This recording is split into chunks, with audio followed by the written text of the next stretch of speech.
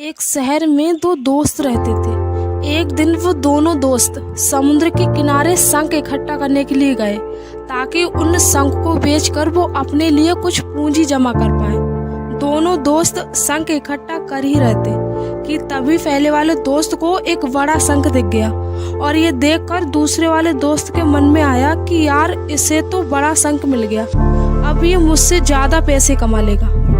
तो फिर उसने सोचा कि अब मैं भी इससे बड़ा शंख ही ढूंढूंगा ताकि मैं भी ज्यादा पैसे कमा पाऊं। तो अब वह लग गया बड़े शंख की तलाश में। उसने खूब ढूंढा, खूब मेहनत की, लेकिन फिर भी उसे बड़ा शंख नहीं मिला।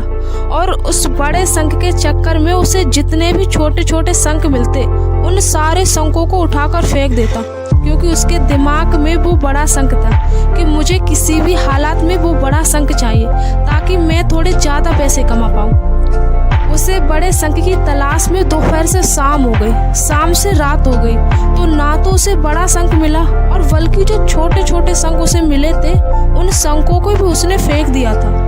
उसके हाथ में कुछ नहीं आया। और जो पहले वाला दोस्त था उसके पास एक बड़ा शंख था और कुछ छोटे छोटे शंख थे। तो रात हो गई और दोनों दोस्त घर जाने लगे। घर जाते वक्त पहला वाला जो दोस्त था ना, उसने अपने शंख बेच दिए। तो उसके पास जो बड़ा शंख था उसे मिले 1000 रुपए और जो छोटे छोटे शंख थे उसे मिले 3000 रुपए। और ये जानकर उस दूसरे वाले दोस्त को बहुत दुख हुआ कि काश वह उन छोटे छोटे शंखों को फेंकता नहीं, तो अभी मेरे पास इससे भी ज्यादा कमाई होती। उसके दोस्त ने उसे बताया कि जो छोटे छोटे शंख तूने फेंक दिए थे ना, उन्हीं को मैंने अपने पास कलेक्ट कर लिया और उन्हीं की वजह से मुझे मिले हैं 3000 रुपए। और ये जानकर वो दूसरा वाला दोस्त और भी ज्यादा निराश हो जाता है।